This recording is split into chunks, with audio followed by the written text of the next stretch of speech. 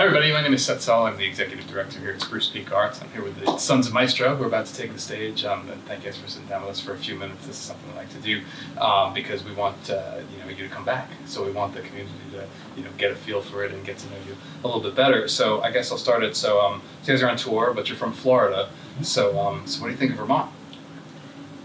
Number one, it's cold. Yeah, it's cold. It's cold. Yeah. Very cool.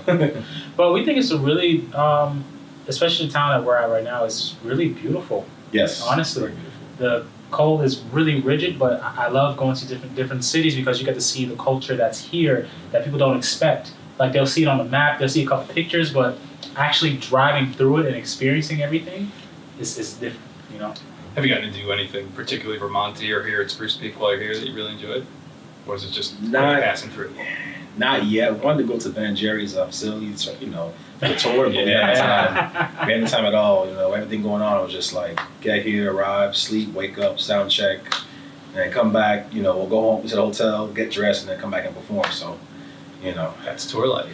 Yeah. But Ben & Jerry's, thank you Ben & Jerry's. They funded us. Thank you Ben & Jerry's. I didn't pay him to say that. Yeah. So I just want I'd love for you to talk a little about. So obviously you've done a lot with your music, but I imagine it starts out with some classical training.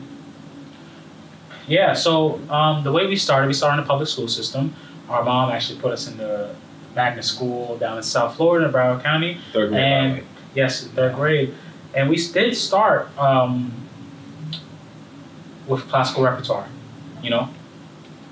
And funny enough, and a lot of different musicians, when they're kids, they go through the hot cross buns, the Twinkle Twinkle Little Star, and everything like that. Then they go on to more advanced repertoire. But we have classical roots with our violins, with our playing, as most string musicians do. And when did you realize, because I think it's so powerful, especially as we see, some things classical music goes through, to understand that, you can have that talent, you can do that work, and then you can use that instrument to make whatever kind of music you want. When did that switch flip? It was actually your concert. When our pops went to your show, he decided to create the group. No, that's when we saw Black Violin.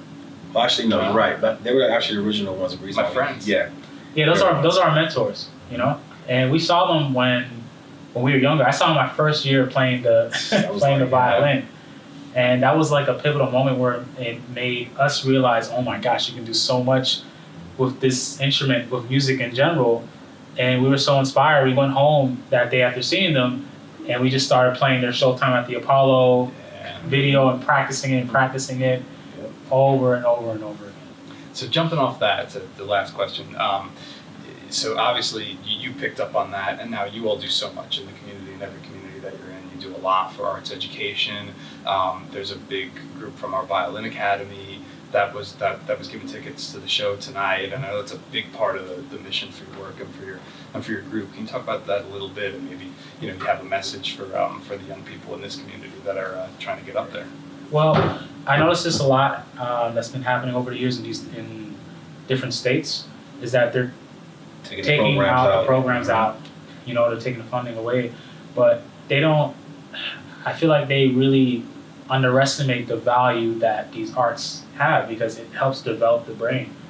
Creativity is the key factor that sparks progress in our society, right? Without creativity, you won't have a pencil, you won't have the cell phone, if it wasn't for somebody thinking outside the box. And music and the arts, it does that for the mind, does that for the brain, So I would say my advice for kids in general is that keep practicing your instrument and engaging in something creative, because it helps you in everything else that you're doing. If you don't want to play this instrument for the rest of your life, like we do, that's fine, right? By all means, it's fine. But understand the value that this has to up-level every single thing, everything else that you do in your life. Yeah, fantastic. Well, it builds confidence, builds character. You have the arts program. It helps you. It gives you a self-worth. For yourself. To understand that this instrument, creates friendships, creates so many different things you can do based off of just one instrument. It may not be the violin. It could be a saxophone. It could be a flute. It could be anything. But again, the arts program is very, very important. I would say, especially for young kids, it's definitely a confidence booster, and we should definitely keep that. Thank you so much. Fantastic. Well, it's great to have you here. I'm a big fan. I'm looking forward to it. This won't know the show's in just half an hour, so really generous to sit down with us, and we'll let you get ready. We can't wait. Sons of Mystro. Thank you very much. Thank you. Appreciate it. Thank you.